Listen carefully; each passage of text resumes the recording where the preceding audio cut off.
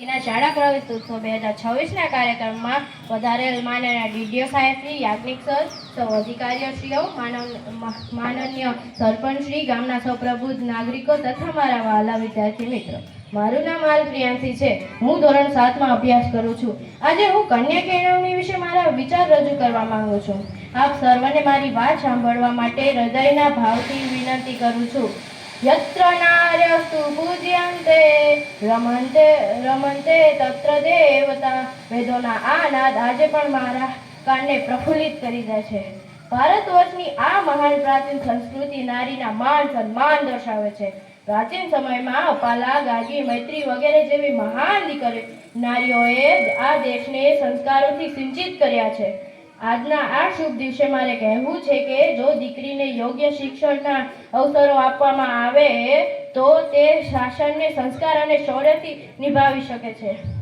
આજે મારે કન્યા શિક્ષણની વાતની શરૂઆત કરવી છે ત્યારે મારે દૂર દૂર સુધી જવાની ક્યાં જરૂર છે. મારા હામપુર પ્રાથમિક શાળાના પ્રાંગણમાં મુખ્ય મહેમાન બનીને પધારેલા આવ્યા આઈએએસ શ્રીમતી યાજ્ઞિક મેડમ પણ એક દીકરી જ છે, જે આજે સમગ્ર જિલ્લાને પોતાના આદર્શ નેતૃત્વ થકી મજબૂતીથી લીડ કરી રહ્યા છે. આ તાકાત છે કન્યા શિક્ષણની. ભારતની દીકરીઓએ અવકાશને પણ પોતાની શક્તિથી અચંબિત કરી દીધું છે. કલ્પના ચાવડા, સુનીતા વિલિયમ્સ જેવી બહાદુર દીકરીઓએ વિશ્વમાં ભારતને આગવી ઓળખ અપાવી છે. અરે, દેશને જ્યારે અંગ્રેજોની ગુલામીમાંથી મુક્ત થવાના લડત લડતો હતો ત્યારે ઝાંસીની રાણી લક્ષ્મીબાઈ, અહલ્યાબાઈ હોલકર, મેડમ કામાએ આઝાદી માટે પોતાની પ્રાણની આહુતિ આપી છે. ચાલો થોડી વાત કરી લઈએ શિક્ષણની. છેલ્લા 5 વર્ષના યુપીએસસીના પરિણામો જોઈ લો.